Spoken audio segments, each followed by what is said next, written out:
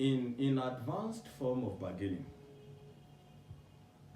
and conflict resolution, one very key skill that every scholar in that area should possess is strategic negotiation skills. Strategic negotiation skill. You will agree with me that in every society, conflict is unavoidable.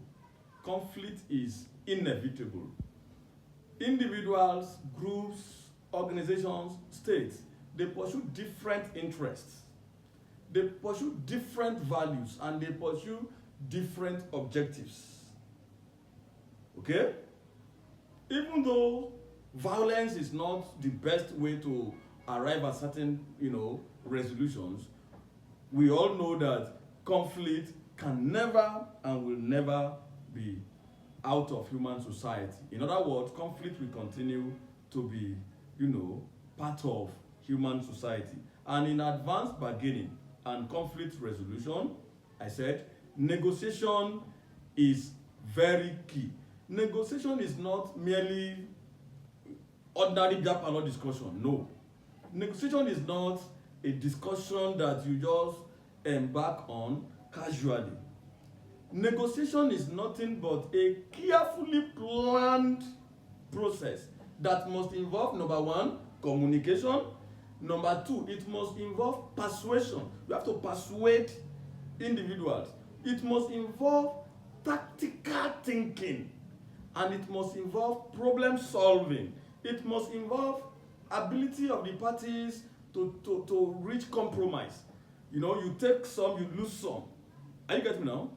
These skills, these things, this communication, persuasion, and the rest of them I just mentioned, they are very strategic, and it must be used in diplomacy.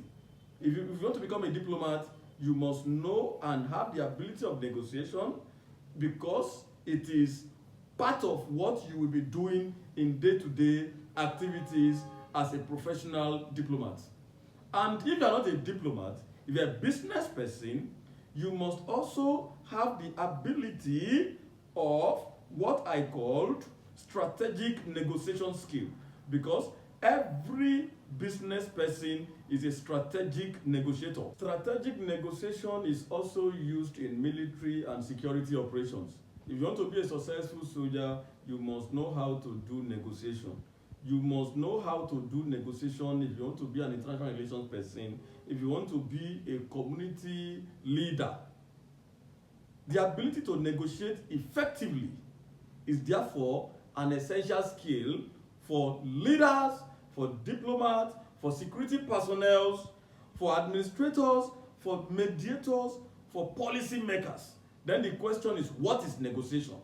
Very simple. Negotiation can simply be defined as a process in which two or more parties engage in communication in order to reach an agreement, in order to resolve a dispute, in order to manage differences, or in order to achieve mutual understanding.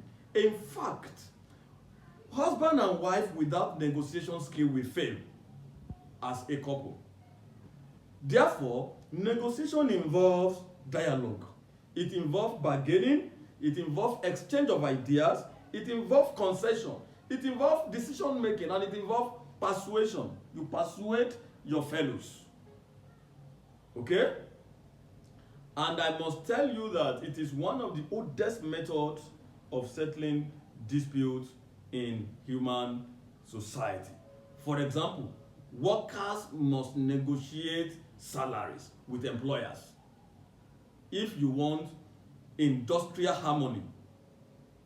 Recently, the government of Nigeria went into negotiation with Academic Staff Union of Universities Nigeria to achieve some better welfare for the people.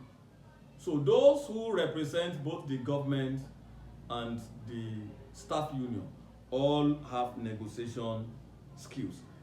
Governments also negotiate treaties. Treaties are international agreements.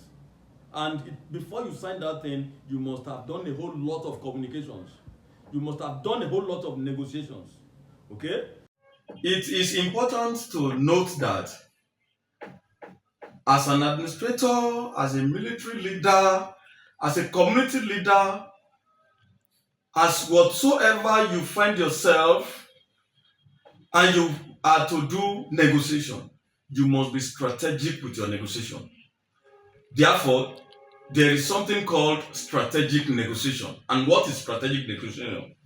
It is a deliberate and carefully planned negotiation processes that is aimed to achieve nothing but long-term goals while you protect critical interests. It goes beyond ordinary negotiation. It goes beyond ordinary bargaining.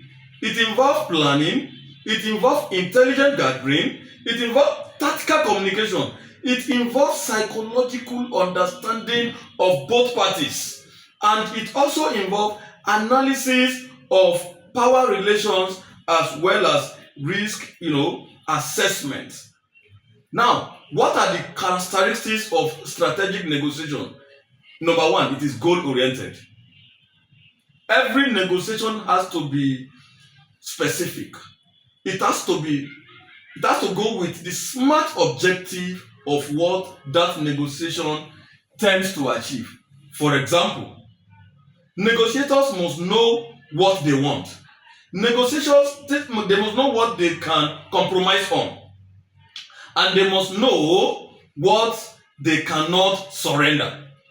For example, when Donald Trump sent his vice Pence on negotiation mission with Iran over the Middle East crisis, before the young man got to the negotiation table, he already know what America wants. He already know what America can compromise if worst come to worst, what America can throw away. He already know what America can never throw away on any account. And he also know what America can surrender, what they cannot surrender. Without clear goal, negotiation becomes ineffective. Then the second quality of every serious would-be negotiation is that it must be planned and it must be organized. Before negotiation begins, parties have to do what? They have to go and gather information. They have to study the opponent clearly. They have to assess the strengths and the weaknesses of the opponent and at the same time develop bargaining strategies.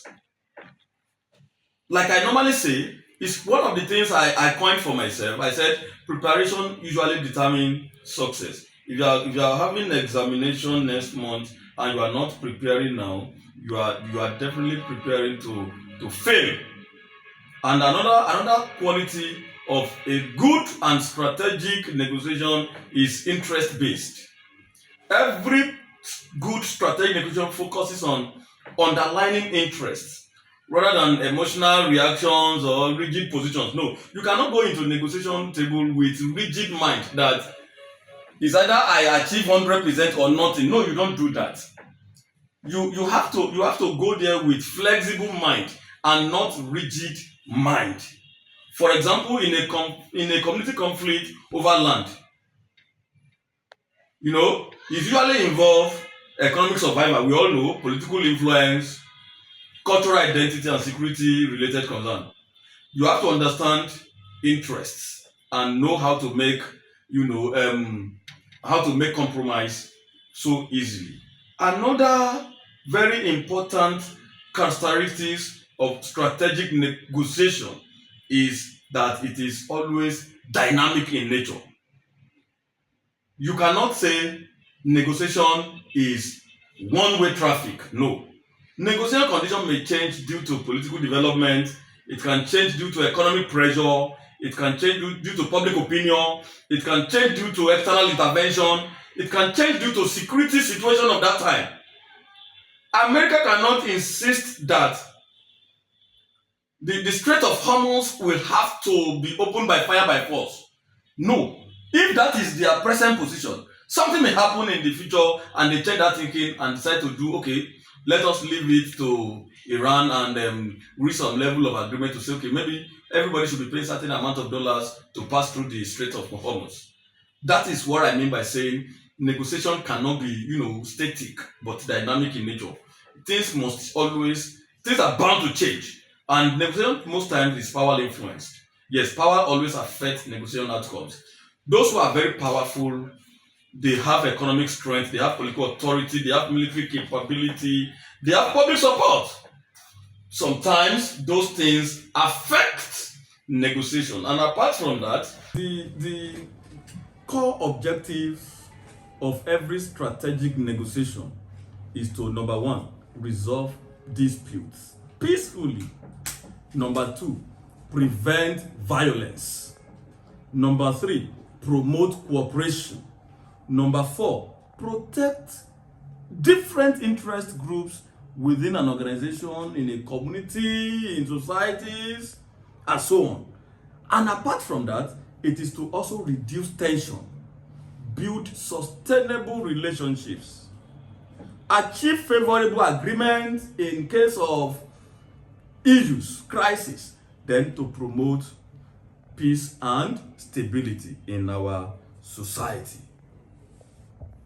Negotiation is very key. It is very, very important because in conflict resolution, negotiation serves as alternative to confrontation and to violence.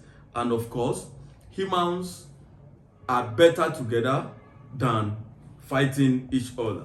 I go straight to types of negotiation for our own further knowledge acquisition. One, distributive negotiation. This one is nothing but competitive negotiation, something I call win-lose. In distributive negotiation, there are two parties on the table, and what is right inside the mind of the two of them is either they win or nothing. That's not a good one because it involves competition, it involves aggressive bargaining. One party is winning and the other party is gaining. At the end of the day, the losing party go back home with grievance and nothing has been resolved. That was why at the end of 1970, 1997 to 1970 civil war between Nigeria and Biafra, the government of Nigeria declared that the two-party won. They don't want to toy the part of distributive negotiation. They said it is a win-win approach. That takes us to the second type of negotiation, and that is integrative negotiation. It is known as cooperative negotiation rather, and it is nothing but win-win negotiation. In such negotiation, in integrative negotiation, so to say, it is expected that at the end of the whole negotiation processes, one party wins some and lose some. The other party wins some and lose some. And at the end of the day, the whole party sees themselves to have been winners. Win-win. The very key quality of this type of negotiation is that it is cooperative in nature. It has to do with, it comes with mutual benefits. It comes with joint problem solving.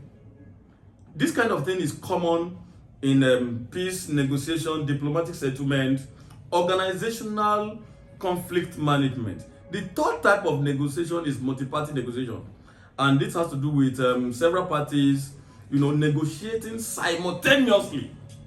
For example, international conferences, peace talks involving multiple factions.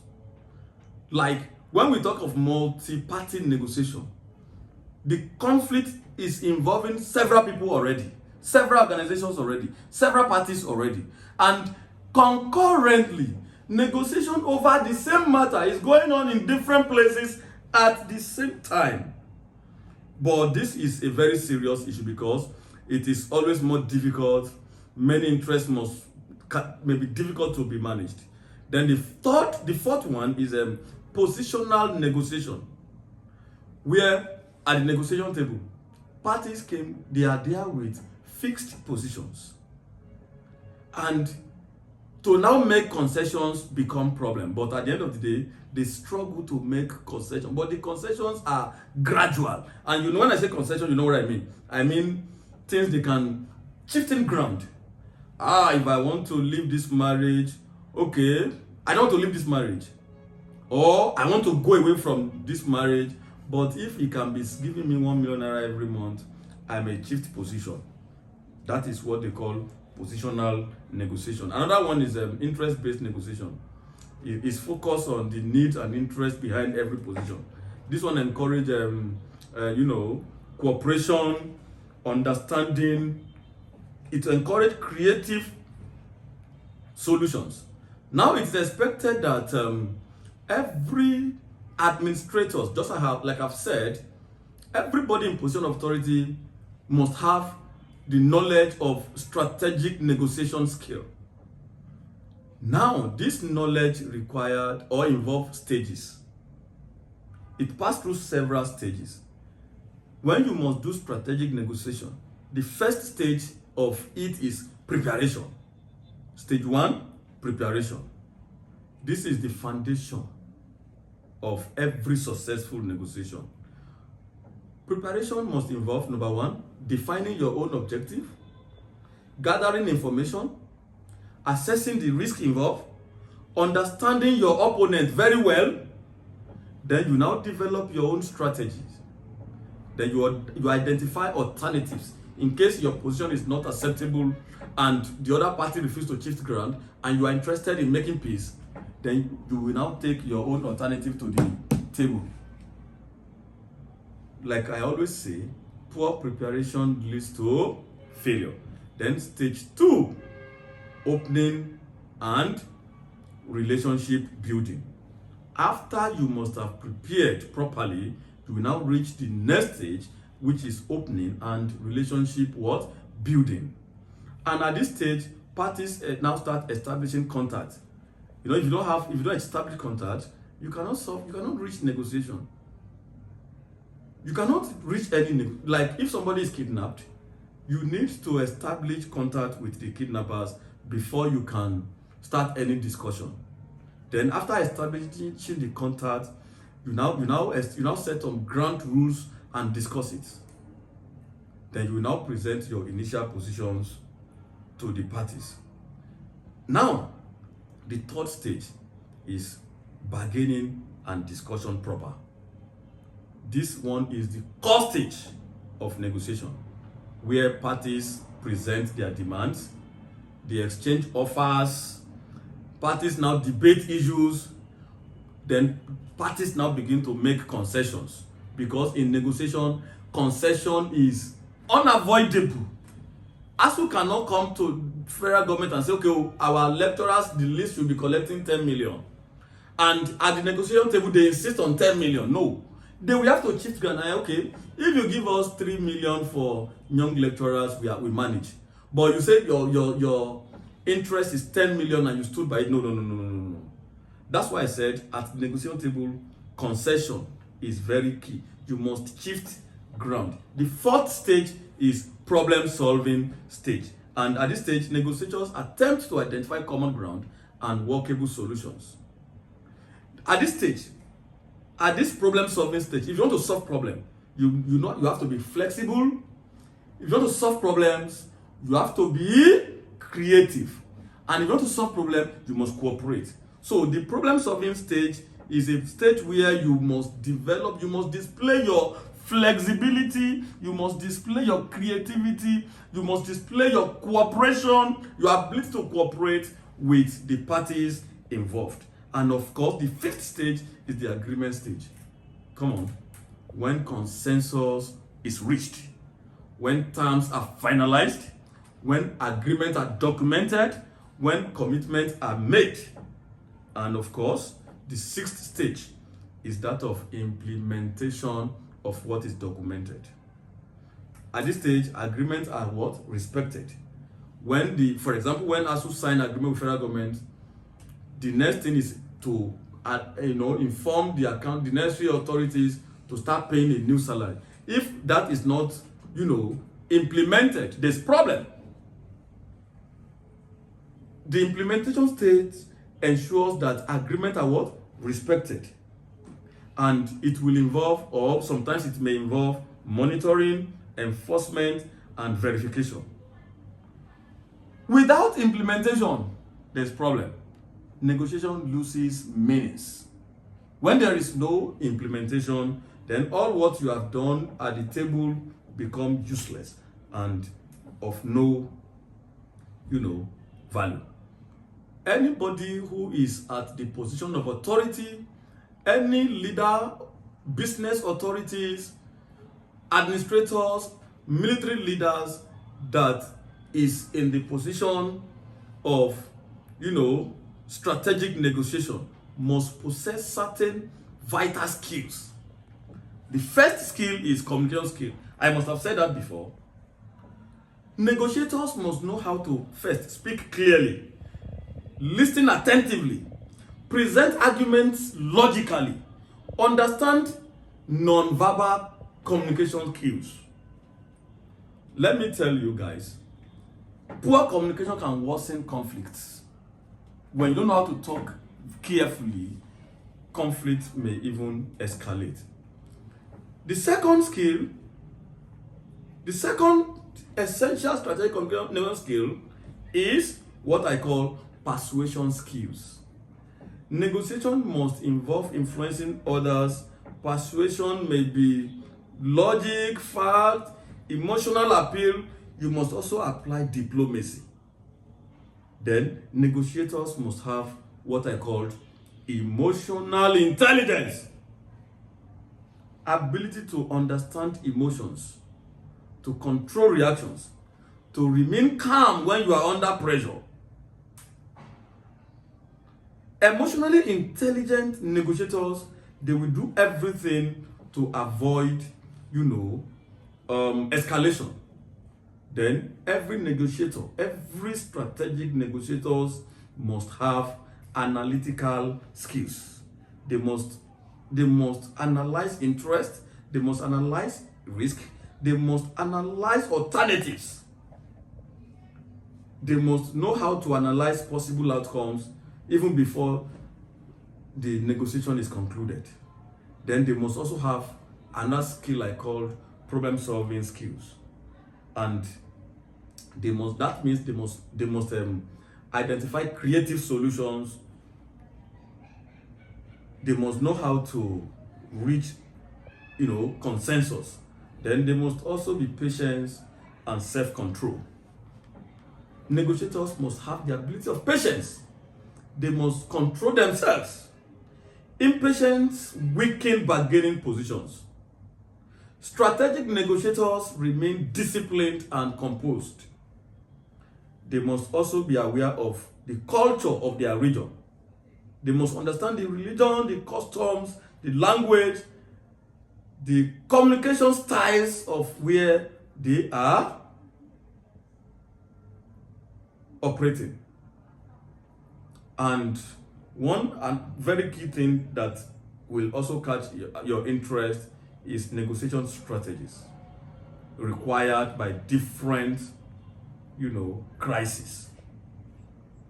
The first of which is competitive strategy. This has to do with aggressive bargaining, strong demand, and limited concessions. What do I mean by competitive strategy? When I say competitive strategy, I'm talking about when you are at the negotiation table, parties go there with strong mind that, I am going there to demand for, what I'm looking for is 10 million naira. But I'll tell them 50 million. And if they are not smart enough, I might even end up collecting 15, 20 million. That's a very strong strategy. That's why when you want to buy something worth 10,000 naira from our Biafra brothers in Alaba market, for example, the price is actually 10,000. They will tell you 90,000, how much you won't pay. And you are tired. You don't know where you are going to. You don't know where to start from. At the end of the day, if you are not strong in negotiation, because the person has adopted competitive strategy on you already, you end up paying very high. Then the second negotiation strategy is cooperative strategy. This strategy emphasizes mutual benefit, trust building, and it builds long-term relationships. Because if the person gets back home and get to know that this thing I bought for 30,000 is actually sold for 10,000, you will not come back to the market again. You will not come back to the shop. But if you adopt cooperative strategy in negotiation skill, you end up building mutual benefit, you build trust, and you build long-term relationship. For example, you go to a man's shop to buy something, and the negotiation starts with, young man, I bought this cell phone for 20,000, and I want to sell it for you for 23,000, please, because I have not sold anything since morning. How much you want to pay? Say, oh, I want to pay 20,000. I said, that is the exact amount I bought it. Please, just add 2,000. Let me sell to open market. And when you got home, you realize that the thing was actually being sold for 23, 24, 25,000. What you have done is you have built mutual benefit, trust building, and long-term relationship. Another strategy is compromise strategy. And that is when each side gives up something in order to reach an agreement. Then the next one is avoidance strategy, where parties postpone negotiations when conditions are unfavorable, just like the way Donald Trump is postponing negotiations over Middle East crisis. And the next one is accommodation strategy. Yes, one party yields in order to preserve peace or maintain relationships. For example, in a family, in a family of husband and wife, one person will have to accommodate some excesses of the other party to keep the friendship, to keep the relationship, to keep the marriage, going. Now, what are the negotiation tactics? The methods used during bargaining. For example, some of those examples include, bluffing. What do I mean by bluffing?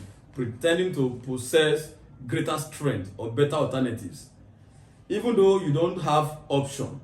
Say, oh, if you leave this place today, I'll marry another person tomorrow. That's a bluffing. That's a pretense. You pretend to possess strength. Say, I don't care. You can go. I'll get another one. That's a tactic. Negotiations normally adopt.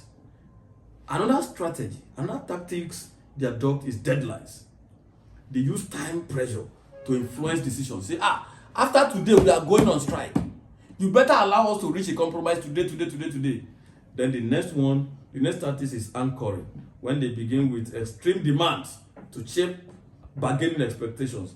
I've mentioned certain examples like that earlier. Then another tactic is silence. Silence is gold.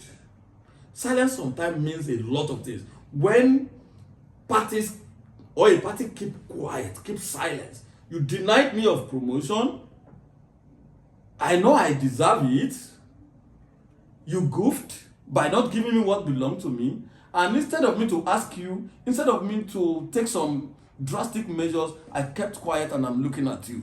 That's a strategy. Without me talking, you are afraid already. Negotiation has its own ethics. There are ethical issues. There are rules that govern negotiations. If not, conflict will continue to escalate. One of it is you must respect agreements. You must avoid deception. You must maintain professionalism, and you must protect confidentiality. Thank you very much.